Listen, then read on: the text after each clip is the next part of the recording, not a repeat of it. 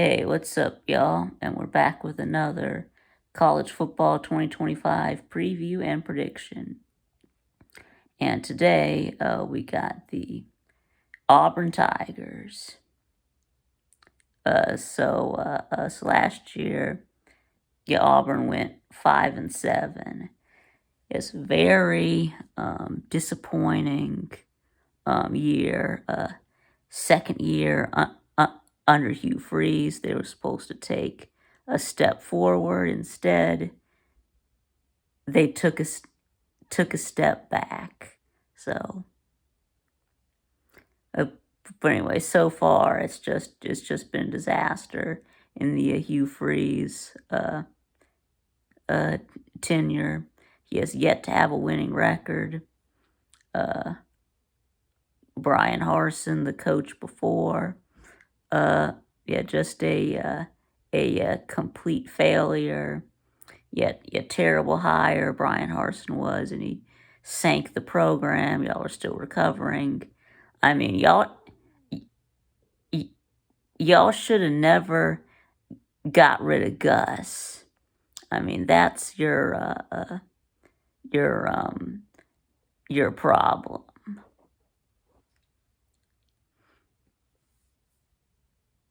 But anyway, so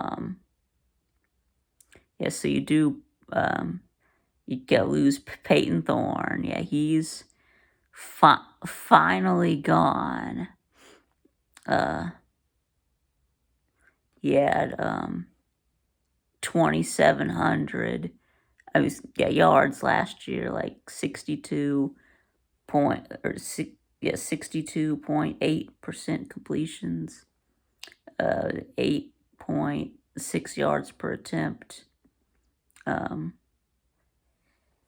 21 touchdowns to 9 interceptions, sacked 26 times.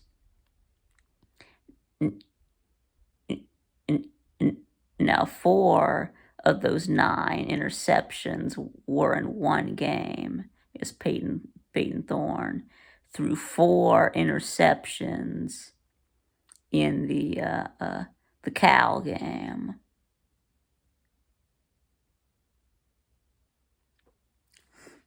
And then, but you did bring in Jackson Arnold. Now his numbers from last year were terrible. He played in 10 games, and he threw about 1,400 yards, 62.6% completions, 5.8 yards per attempt, 12 touchdowns to 3 interceptions, sacked 36 times.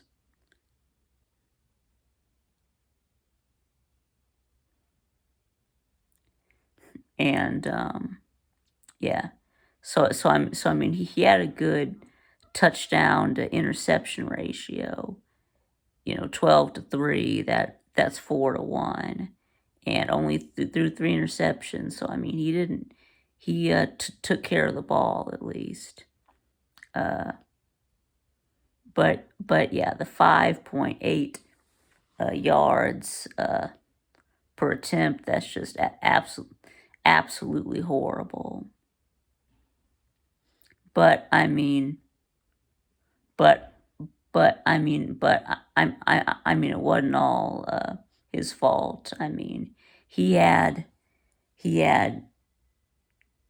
no receivers.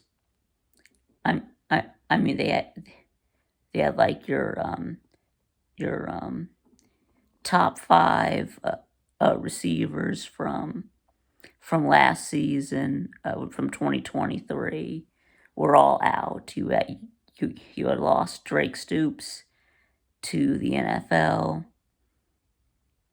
and then last year lost Nick Anderson and others. Yeah, 4 total. They're supposed to be your top 4 Oklahoma's top 4 receivers all had season-ending injuries. So yeah, he had no one to throw the ball to, and and and also his offensive line was trash. Yeah, he was sacked like 36 times or 34 times. 50 sacks total allowed. So anyway, so at Auburn, he's going to have a much better receiver room and a better offensive line. So that'll help. Anyway, this the season is all going to depend on Jackson Arnold. Hugh Freeze says, "I can fix him, and he better be right." Basically, Freeze is, he's he's betting his entire career that on Jackson Dart. I mean, excuse me, not Jackson Dart, Jackson Arnold. So, but anyway, but I mean, he can't be any worse than Peyton Thorne. So anyway, now your running back, say you do lose Charquez Hunter, 1,200 yards, 6.4 per carry. Do bring back Amari Alston and Jeremiah Cobb. And from the transfer portal, you did get Darrell Robinson from UConn. And he was getting over 700 yards last year, had 6.8 yards per carry, so that's really good. It was kind of a running back by committee. There were 3 running backs there, each getting, a little over 100 carries. So I guess Robinson didn't like having to split carries, which I guess is why he transferred. Anyway, so now let's take a look at your receivers, tight ends. Yeah, you do lose your leading receiver, Keandre Lambert Smith, to the NFL. He had over 900, almost 1,000 yards last year. But you do bring back Cam Coleman, who was the 5-star freshman last year, and I mean he had a pretty good freshman season, over 500 yards, about 600 yards. But yeah, this year he'll be ready to take over the role of wide receiver 1. And you also bring back another sophomore wide receiver, Malcolm Simmons, who was in the same class as Coleman. He had about 400 and something yards. So, and then from the transfer portal, you got Eric Singleton, who was Georgia Tech's top receiver last year. And then you also got Horatio Fields from Wake Forest. And he had about 40 catches for about 500 something yards. So at Wake Forest. So yeah, so you're gonna have that'll make for a really solid wide receiver room. Now you do lose um you're a tight end, Rivaldo Fairweather, yeah, and Luke Deal to the NFL, but you do bring back tight end Brendan Frazier, and you got from the transfer portal, you got Preston Howard from Maryland. Yeah, last year offense had like 27.8 points per game and like 429 yards per game.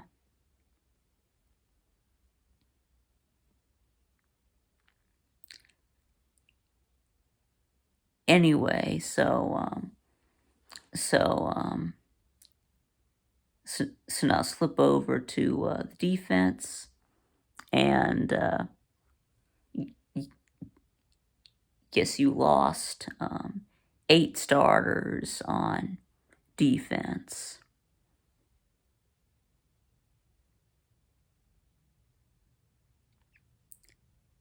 Yeah, so I guess we'll go ahead and do the secondary first. So you did lose your safety Jaron Thompson to the NFL, and a cornerback Keontae Scott transferred. But you bring back safety Caleb Harris and cornerback K.N. Lee. And then you also bring back safety Sylvester Smith. And from the transfer portal, you did get safety Taye Seymour from Georgia Tech, and you got Rayon Schrader from Miami of Ohio, and Rayshawn Pleasant from Tulane.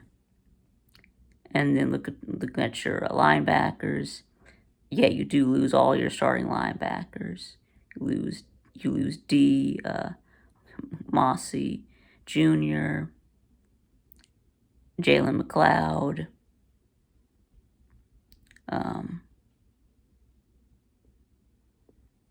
Eugene Asante, and Austin Keys.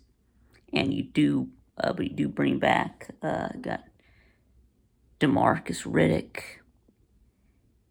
Katron Crawford, and Robert Woodyard Jr.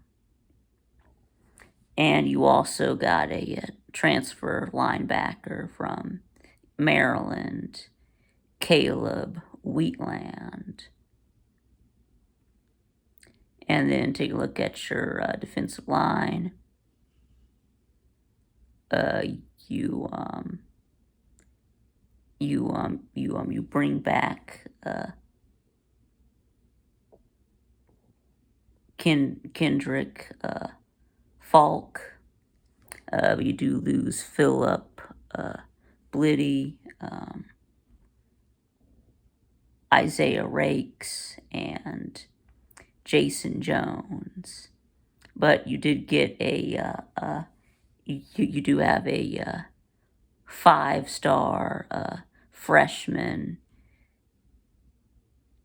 defensive tackle, Malik Aubrey, 6'5", 330 pounds, and he's probably going to start. I think he'll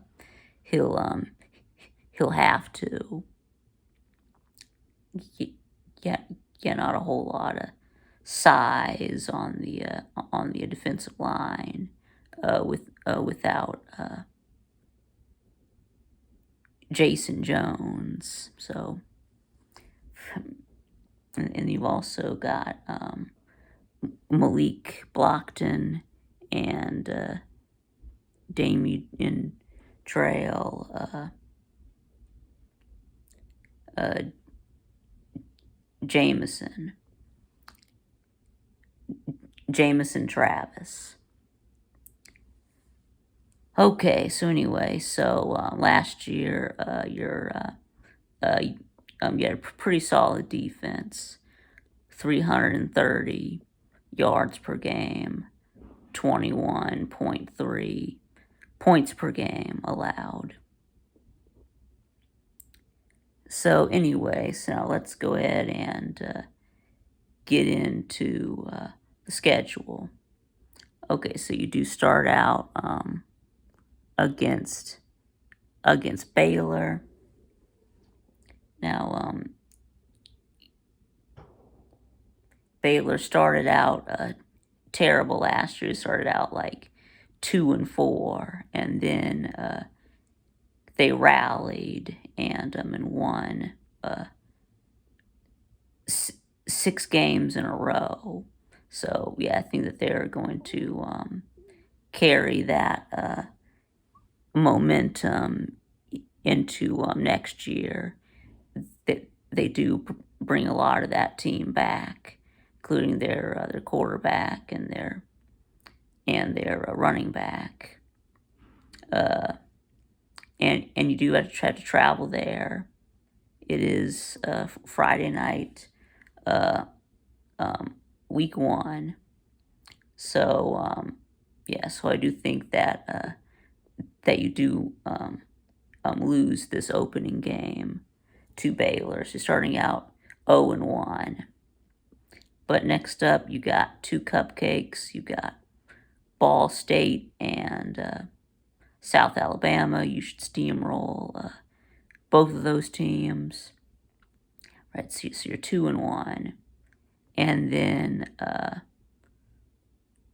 revenge game at Oklahoma. Should have beat them last year, but that was the game where Peyton Thorne went rogue, wasn't running the plays that he was being given. But anyway, yeah. So it would be terrible for Jackson Arnold to leave Oklahoma to end up losing to Oklahoma. No. No, I think Jackson Arnold will triumph in his return to Norman. So that's got y'all at 3-1. And then you play at Texas A&M. That was going to be a tough place to play at Kyle Field. Yeah, you know, the home of the 12th man. If they got their quarterback Marcel Reed coming back. So yeah, I think you lose at A&M. So it puts you at with 3-2. And then next you've got Georgia. And yeah, this game being at Jordan-Hare gives you a better chance. But I mean, Georgia just owns you. I mean, there's really, no shame in losing to Georgia. So it's gonna put you at 3-3, heading into your first bye week. And then you play Missouri. Now Mizzou is definitely taken a big step back this year. They lost their quarterback. They lost Brady Cook. Brady Cook. They lose those two NFL wide receivers in Luther Burden and Theo Weiss. So yeah, I think you beat Mizzou, and then and then you're at Arkansas. I know that they beat you last year, but I mean, I'm I mean you're a more talented team than Arkansas. You really should be beating them every year, but you did lose to them last year, but yes, I do have you beating Arkansas. Right, so it's going to put you at 5-3. And then you come back home and you host Kentucky, and then of course I already did my Kentucky preview with Big Barney Ross, and I did have have you getting upset by Kentucky. I mean, stranger things have happened. So yes, kind of a whoops game there. Where you get caught napping. All right. So next, that's going to put you at 5-4, and then next you play at Vanderbilt. Can you beat Diego Pavia? You're 0-2 against Diego Pavia when he was at New Mexico State and Vanderbilt, but I think you beat that streak. Got you beaten Vandy, and you get your second bye week before you play Mercer, and you're going to absolutely obliterate them before you host Alabama in the Iron Bowl. And yeah, now if this game was in Tuscaloosa, no chance. But since it's in Auburn, in Jordan-Hare. Now, if you you saw my Alabama preview with Ballard, then you already know I have you winning the Iron Bowl. Now, the last two times you had Alabama at home, you should have beat them. They were lucky to escape with a win. But you did beat them the last two times previously at home. So yeah, I think that y'all are due. So anyway, so it is going to put you at 8-4 and 5-3 in the SEC. So yeah, I'm a little bit higher on Auburn, probably than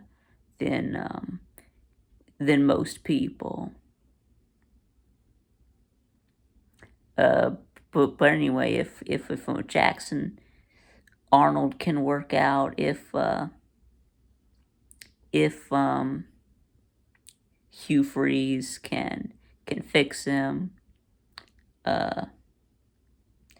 if the defense can still do well, big shoes to fill on defense with your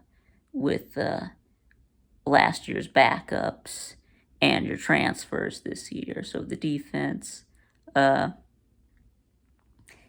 still be good, then yeah, I think this could be a good year for Hugh Freeze and Auburn. So, but anyway,